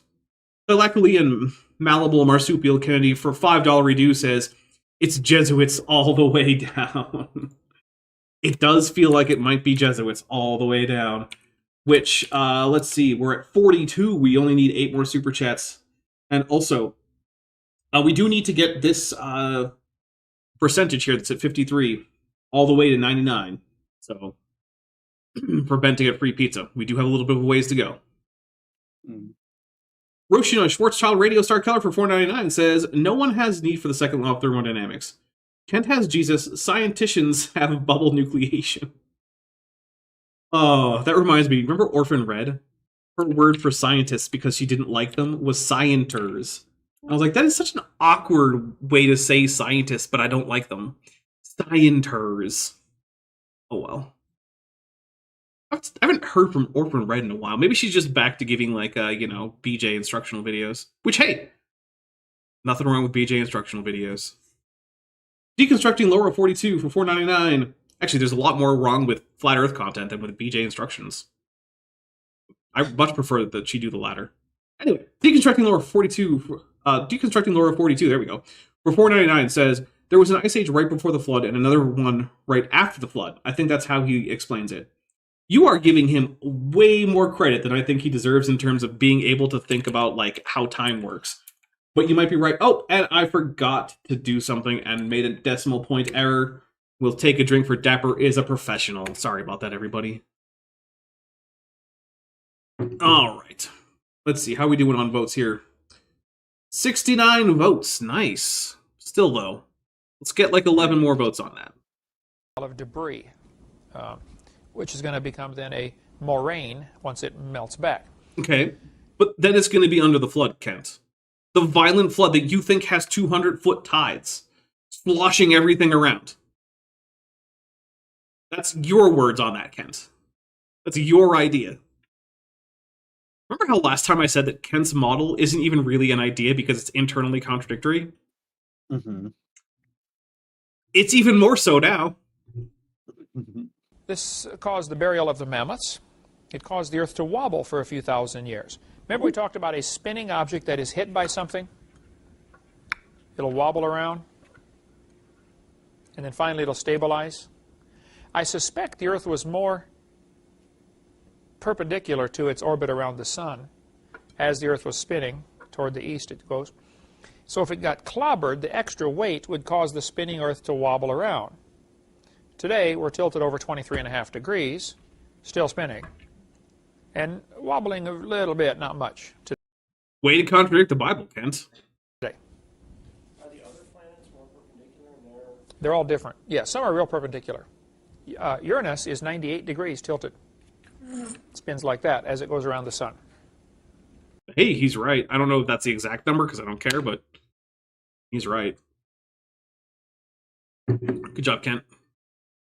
But once again, this kind of illustrates that what Kent thinks science is just a collection of facts that you can spout off. Venus spins backwards. Also true. Real slow. I think it's 243 days, if I recall, for one day. Yeah, real slow. Something like that. Plus their year is about the same. Sure, whatever, I don't care. Maybe it's their day is longer than their year. It doesn't matter, Kent. It's irrelevant. I don't know. You can look it up in an earth science book. That I don't recall about it rolling on its axis. I know it's tilted. I think it's 98 degrees tilted over, if I recall. It's been 12 years since I taught this stuff. But I know where to find the information. To be fair, it is true that a lot of just knowing science facts is knowing where to find the answer rather than just having the answer inside your brain. That's true for a lot of things, really. So, I'll give Kent a pass on that one. Roshina Schwarzschild Radio Star Keller for $4.99 says, why would a melting ice canopy turn into a meringue? Oh, nice. All right, we got 20 minutes, by the way, to get 5 more super chats in. That's it, because we did start the goal a little bit early. As it goes around, like so. Pluto apparently is spinning backwards. Venus is I've not heard that, but I don't really care. spinning backwards, and Uranus is spinning sideways. Actually, can someone check to see if Pluto is spinning retrograde, if it has like a retrograde rotation? Because I don't think it does, but like, what do I know? I probably wouldn't know. Yes, it does. Oh, all right. Well, there you go. I didn't know that. But that's what the internet says. Hey, good job, Kent. All right, we don't have 80 votes, but we got 73, and the poll's been up for more than 10 minutes. It's good enough. All right. Could Kent pass the mirror test? Let's see who wins. All right. No's the win at 47%. Turtle comes in second at 39%. And then yes comes in at 12% out of 73 votes. Josh B says spinning backwards or sideways compared to what? To its orbital plane is the answer to that question. And its orbital motion, right? So, yeah. The other 6 are turning all the same way. Okay, so the Earth wobbled around for a few thousand years. The cold air made the canopy that used to protect the Earth collapse, rain down, 40 days, 40 nights of rain, fountains of the deep squirting water up through the cracks, and everybody drowned. Earth was completely covered by water. Which would have erased all those bits of evidence of glaciation, Kent. Which means that, once again, all that time that Kent spent telling us about how there definitely were glaciers is actually time spent showing us that his idea can't be true. Which I just love. Bible says in Genesis chapter 7, and the waters prevailed exceedingly upon the earth, and all the high hills that were under the whole heaven were covered. Okay. Now, I can't comprehend guys like Hugh Ross and ministries that would support Hugh Ross, but Hugh Ross says it was a local flood in the days of Noah. How does you can read that verse and say it was a local flood? Watch this. Biblical authors are allowed to use hyperbole. Boom! That's it. I did it. That's all it takes, Kent. That's it. Now, I don't actually think that's the answer. I don't think the flood is actually based in history. I don't think that the primeval history of Genesis contains stories that actually happened. But if I wanted to, and I wanted to keep that idea consistent with the physical evidence that we have in things like geology and astronomy and physics and all that stuff, that's all I have to do, is say the Bible is allowed to use hyperbole. That's it. Got a couple more super chats here. Austin Sims for $2 says, Kent lost his YouTube channel, wife, and appeal. Lol. Wait, did he lose the appeal too? I had not heard about that. Let me double check. Let me know which appeal you mean, because I think there's been a few of them. Let's see. Nathaniel Scientific Journal Nat Geo Gray for $5 says, fine, I'll contribute. AIG is a bag of dicks, but he wrote it backwards. Thank you very much. Take a drink for that. And then Roshina Schwarzschild Radio Star Keller for $4.99 says, Kent can't decide if the ice canopy rained down or if it migrated to the poles. Maybe I think he just says it rained down on the poles, which is another thing. Like, so I think Kent thinks there was does he think it was an ice canopy or a vapor canopy? I don't remember. So I guess He said ice canopy. Yeah, I think you're right. So I guess would shatter ice everywhere? I don't know. It doesn't make any sense. The ice canopy is also physically impossible. So like, it's all just nonsense. He says there's no reason for God to kill everything at the South Pole because there weren't any people there. Why kill the penguins? Yeah, actually, it's a good question about all the animals, Kent. For what sin were all the animals killed? I don't know. I've never heard an answer. That's what Hugh Ross says. So Noah lived in the Mesopotamian area, is what Hugh Ross says. And how he knows that, I don't know. Mesopotamia. I mean, It's probably because this is portrayed as being not all that long after the Garden of Eden, which is portrayed as being between the Tigris and the Euphrates. And also, it's in line with other ancient Near East flood ideas, where the idea is less that like there was a giant worldwide flood that sloshed everything around, and then the landscape is all very different. The ancient Near East flood myth largely seems to be like there was a horrible flood that killed everything, but just like the smaller local floods they had, it left the landscape relatively the same, right? So, for instance, in the Sumerian king lists, we have lists of both pre- and post-Diluvian, and post-Diluvian kings of the same cities. With the implication being that people just went back and repopulated the same cities that were still there after the flood. And so, it seems like the conception that is going around in the ancient Near East about the global flood that enters into the Bible is the water just comes up, goes back down, and leaves the landscape more or less intact. Mesopotamia is the region around the Black Sea or Iran, Iraq. Oh, and Nathaniel Scientific Journal Nat Geo Grey for $2 says, "Excuse me, it was English, but right justified." Reminds me of all the time the answers in Genesis puts Hebrew text but backwards on their images. You ever seen this, Bent? No, I haven't. They've done it less lately, but for a while that used to be like their go-to thing, is they would flip Hebrew text upside down because then it looks like it's aligned to the left side of the page. Because that's how they're used to seeing text. That's so silly. Yeah. Roshan Schwarzschild Radio Star Keller for $4.99 says, "For what sin were the groundhogs guilty of, Kent?" Yeah. Or groundhogs. Actually, I saw groundhog, I want to say Friday, I think. Oh, groundhog. It was cute. Today. From Israel probably over to Iraq, Iran, maybe Afghanistan is called the Mesopotamian region. I'm sorry, what?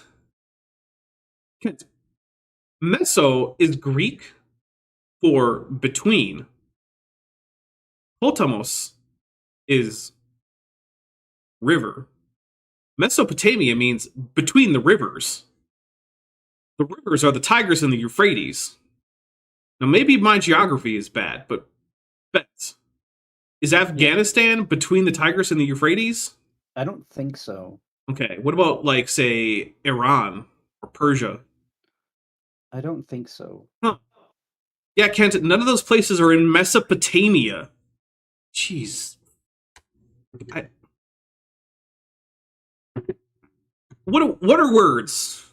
Who knows? Mesopotamia, Afghanistan. I'm going to lose it. We know the ark landed there. That doesn't mean he took off from there. I mean, again, if you're looking at the ancient Near East flood myth, it kind of does. Does it? Let's say Noah's in the ark for a year. Let's just assume he was floating for at least 6 months. Okay. How far could you float in 6 months? Don't know. In a tranquil flood, probably not that far.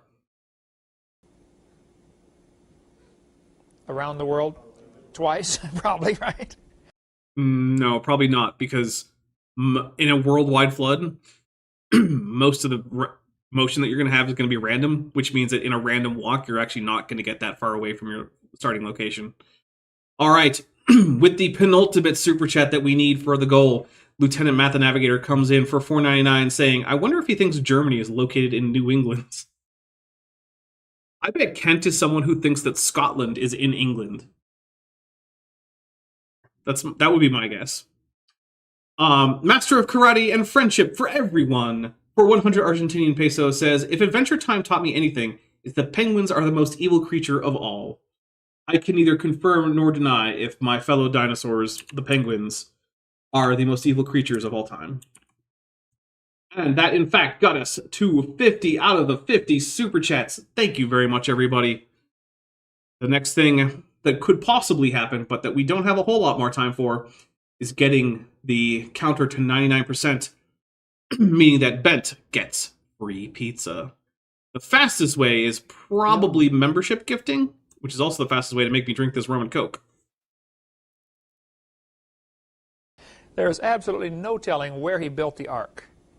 There's no telling where the Garden of Eden was. I mean, it literally says it was between the rivers Tigris and Euphrates, Kent. That's between the rivers, Kent? You know, the word Mesopotamia? Yeah, that's that. That's what that is. After they got off the ark, they probably saw some rivers and said, wow, that looks like the river Euphrates. Yeah. So they named it Euphrates. Doesn't mean it's the same river. It kind of does, Kent, because again, all the cultural surrounding material that talks about the flood seems to assume a tranquil flood. People came from Hampshire to America and called it New Hampshire.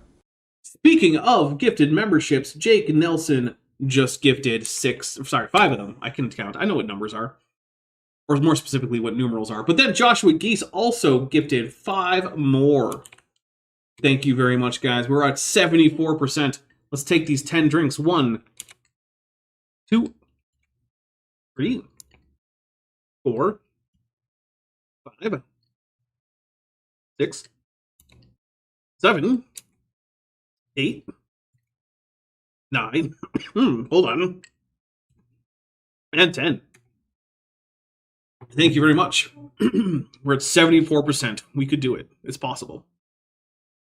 Start thinking about what kinds of pizza you want, Bent. Okay, I will. It is not the same place, okay? And York and New York, and there's a lot of places like that here that are named after. Weird how they didn't call it New Euphrates if those are your examples, Kent. Here's a pro tip, Kent. You could have gone with Boston. Because the Boston in England and the Boston in Massachusetts have the same name. They're not called Boston and New Boston. Other options would be Derry in New Hampshire. You know, there are several Cairos around the U.S. Could have gone with those. But instead, no, you had to go with examples that don't actually help your case very much, which is a weird choice. What reminded somebody of something else. Yeah, England and New England, there you go. Sure. So it'd be silly to say, well, the Garden of Eden had to be over there in Baghdad, because that's where the river Euphrates is. Oh, come on. Roshan Schwarzschild Radio Star Keller for $4.99 says, tick-tock goes the clock, he cradled and he rocked her, tick-tock goes the clock, till river kills the dog. Oh, till river kills the dog. Yeah, I didn't sing it. I do remember that. That was when I was still actively watching Doctor Who, which I haven't in quite a while. I don't know, I like Peter Capaldi as the Doctor, but I just didn't find his episodes all that compelling compared to like the previous series. And I just kind of got less and less interested. And I don't even think I watched the Peter Capaldi Regenerates episode or special or whatever it was. And I just haven't watched the Doctor bi-generates into David Tennant and also the new guy. I didn't watch that. So I'm just behind. Oh well. For $2, Goop23 says, I don't think he knows that there's another Boston. You know what? That might be true. He might just think that Boston, Massachusetts is just the Boston. And to be fair, the Boston in England is basically nothing compared to the Boston in Massachusetts. It's a very small place in England. So 82% after Thylaco Leon Malleable Marsupial Kennedy gifted 5 memberships. So let's take 5 more drinks. 1, 2, 3, 4, and 5. Steve Hawking's Prophet of Evolution by Writer for $5 says there's no chance that Kent knows there is a Boston in England with the crying laughing emoji. Yeah, okay. That's a good point. You guys are right. There's no way he knows about Boston in England. Oh, man. All right, where are we? 83%. It's actually possible, Bent. So I'm assuming that you want a deep dish with pineapple and garlic Parmesan sauce. Think about it. Okay? That does not mean that's where it was. Garden of Eden's probably under 500 feet of mud someplace right now. Okay. Buried in solid rock underneath Pensacola, Florida. Who knows? Figure it out, Kent. Is it mud or is it solid rock? What does your model predict? Because the thing is, a real model would have a prediction. It could be anywhere. They landed right here, We have no idea where he took off from. But when the Bible says the water was above the mountains, all the high hills under the whole heaven were covered. Now, it doesn't mention mountains here. It says high hills. Jake, insert clever dapper inside joke here. Nelson for $5 says, "Geez, oh Pete, does Bempt get pizza now?" Let's find out. Let's update the counter. Although I can pretty much predict, no, not quite. Not quite. We are getting there. It is possible. We've got about 11 minutes to go, and we could do it. Later on, toward the end of the flood, it mentions mountains. Apparently, when God first made the earth, there weren't any giant mountains. That's literally something you made up and other creationists made up to explain away the fact that there isn't enough water on the earth. There's literally nothing in the Bible that says the mountains were any lower before the flood. Nothing in there indicates that whatsoever. You just made that up. That's something that you inserted into the Bible. Something you claim you're not okay with. The earth was smoother. Now, if you shrank the earth down to this size, The earth was smoother, and this video is sponsored by, guess what? That's right. The men's grooming kit. No, we're not actually sponsored by any of those guys. Because, you know, you can get your own smooth balls. 12 inches, all of the water in the oceans would be about that thick. I don't remember the number now, but it would fill 2 tablespoons. It would not even fill 2 tablespoons of all the oceans. Goop23 for $2 says, for the za. Yeah. And I will update.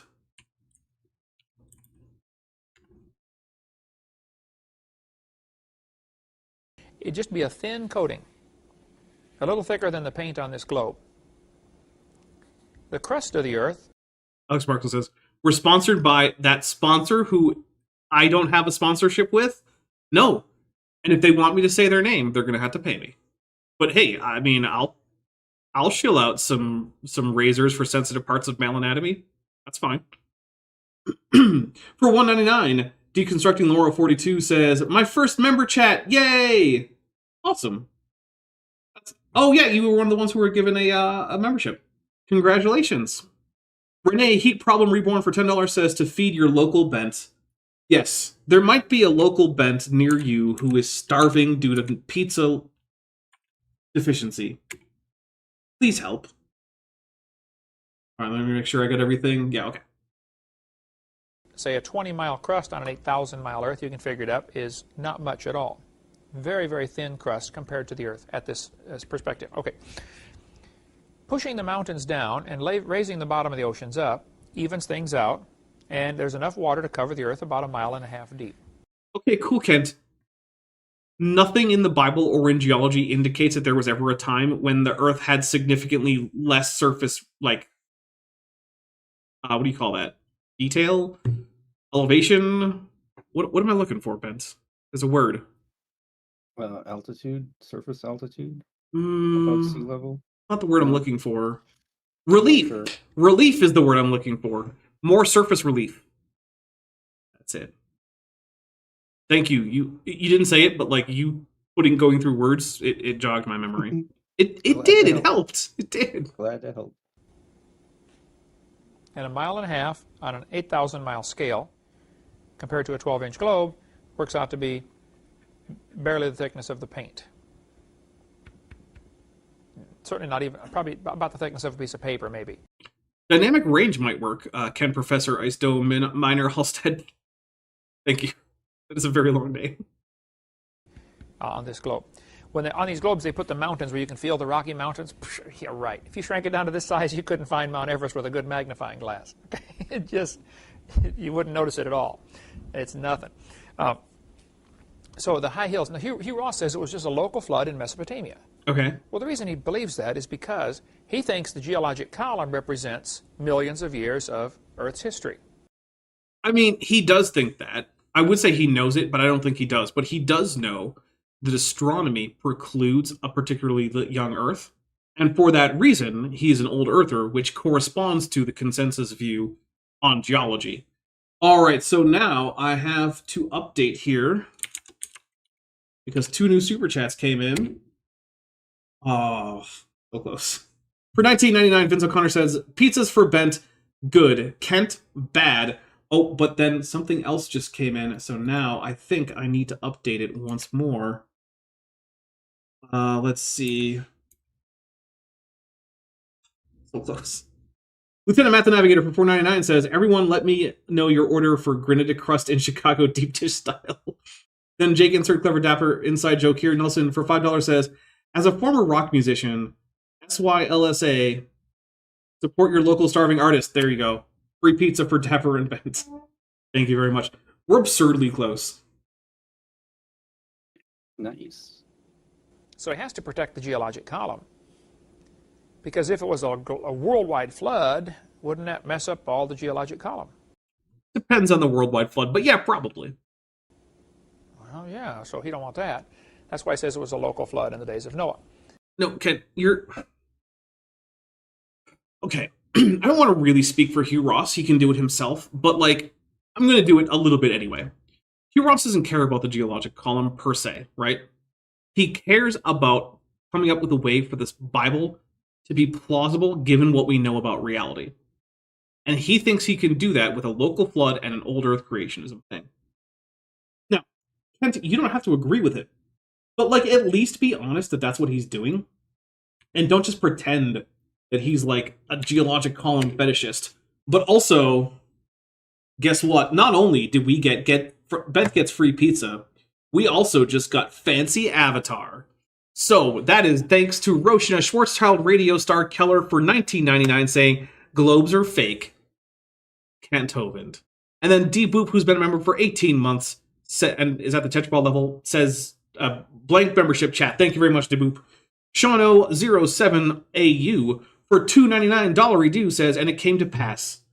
Pizza for Bent. Indeed, it did come to pass. Thank you so much, everybody. Thank you, Kat. Which also means, Bent, instead of a Starfleet uniform next time, guess what you're wearing? A pink tutu. Pink tutu. That is absolutely right. Nice. Yep. And then for $10 reduce, Salaka Leon Malibu Marsupial Kennedy says, I said pizza time and I mean it. Spider-Man 2 is a masterpiece. And Dutch Mammoths Never Saw Snow Tunicate for $2 says, as the French say, liberté, égalité, pizza. Not, wait, what about fraternité? Yeah, forget that. We will update that. All right, so we're going to get a tiny little bit more Kent in, and then we're going to start calling it because, hey, it's almost time to call it. And he's simply wrong. Hugh, you're wrong, okay? Okay, sure thing, Kent. I have no idea how you got to that conclusion other than saying, well, that's not how I read the Bible. Well, guess what, Kent? What you read the Bible isn't how everyone reads the Bible. And you're often wrong about the Bible anyway, and even in basic ways, so I don't see why I should take that seriously. But, Bent, do you have anything you want to tell people before we wrap things up, like maybe what your pizza order is? I don't know exactly what my pizza order will be yet, but I'm very appreciative, chat. Thank you for the pizza. All right. Is there anything else you want to say? That's it for me. All right. So let's take a look at what's coming up next on this channel. So today is Tuesday. Over on Thursday at 11 a.m.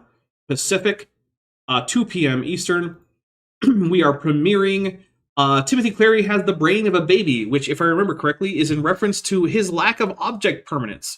So object permanence is this thing where, like, okay, this is a D100. Bent, does this D100 exist? Yes, it does. Does the D100 still exist? Yes, it does. But you can't see it. Well, to be fair, I couldn't see it in the first place. Oh. Darn. But yeah. Yeah, just because I can't see it doesn't mean it doesn't exist. Well, then your brain has figured out object permanence. Congratulations! Yay. Does Peekaboo still amuse you because you feel like your mom has disappeared every time she covers your face with her hands? I don't remember liking Peekaboo. Oh, all right. Well, I don't have memories that go back that far. fair enough. But anyway, yeah, that's why I said he has the brain of a baby, is because he apparently just entirely lacks object permanence, from what I can tell. And then on Friday, the next day, at 5 p.m. or wait, no, sorry. Yeah, 5 p.m. Eastern, 8 p.m. Sorry, 5 p.m. Pacific. I'm going to get this right. 8 p.m. Eastern. Over on Top Hats Off, my other channel, which, hey, mods, put that link in the chat. We're going to be doing an art stream with Chesh. She is going to be drawing at least one, probably two characters for Star Trek Endurance. The first character, well, I actually don't know what order they're in, but the first character that I was aware of was the Tiri Rana, who's in the chat, his Beluga Whale Navigator for the USS Kongzi NCC 83005, and also Craig McNeil's ex-Borg Klingon security officer. That's a whole bunch of stuff. Because you know what? When Craig shows up to a TTRPG, he will have taken as many options as he has available to him. He is not one for half measures. We do have a super chat that came in. Jake, insert clever dapper inside joke here, Nelson, for $5, said the greatest live chat on the internet. Love you all. And I agree. You guys are, like, I brag to people about how awesome my audience is. Especially to Kip. And Kip is always like, yeah, you really do have the best audience. And like, yeah, damn straight. He's like, I'm very happy that a large portion of my audience is just your audience because of how great your audience is. It's like, hey. All right. So then on Saturday at 11 a.m. Pacific, 2 p.m. Eastern, we're going to be doing another Dapper Reacts. That one will be continuing on with Bodhi Hodge's, Tower of Babel book, which is, it's just atrocious. But hey, Bent, did you know that Josephus was a first century Jewish historian? Really? Yeah. Bodhi would tell you, because he'll tell you every single freaking time he mentions Josephus, even if he just mentioned Josephus 3 paragraphs ago and introduced him then. It's very annoying. It's, yeah. But then repetition is not good. Exactly. Then on, let's see, Tuesday, next Tuesday, a week from today, at 6 p.m. Pacific, 9 p.m. Eastern, we're going to be having Matt with Maddie. I did confirm it with Maddie earlier today. And by the way, Maddie has a new TTRPG channel called OK Roll. They had their inaugural stream with a game called Apothecary, which is an adorable little game about being someone who makes like potions and poultices and salves and whatnot for people, but you're all animals. You're all like badgers or magpies or mice or voles or things like that. And it's very cute. And yeah, so go check that out if you're a fan of Maddie. With that, though, I think that is pretty much everything. If you are interested, we're going to be over on the Discord server. We're going to be watching a few episodes of Power Rangers Super Mega Force. Almost said Samurai, but that's not right. Super Mega Force. So if you are interested in that, we're going to be doing 5 episodes. So come hang out with us for that. And Bent will be giving me a pizza order, hopefully at least by tomorrow, because if he doesn't want the pizza tonight, I understand that. We could have it tomorrow. That would be okay too. So, bye everybody. I hope to see you all on Thursday. All right, bye. Hey, before you leave, I just want to take a second to thank my patrons and channel members, especially those pledging $20 or above. Ben Hovind, Furevara, Tapioca Weasel, Whispers, Elron Teller, Ian Chen, Kelvin Brostic Van Manen, Landon Knoll, Mabbity Babbity, Sphincter of Doom, Vollus, Max Cherry, North Texas Fossils, John Ackerman, and Strawberry Vein. It's because of my channel members and patrons whom you're seeing on screen that this channel can stay afloat. Without you, it would all shut down. If you want to join the team, there's a link to join the channel below this video, and there's a link to join the Patreon in the description. On the Patreon, you can get a 10% discount for pledging annually, and either way, you get early access to virtually all of my scripted videos, often 3 to 5 months before they come out for the general public. Thanks for watching.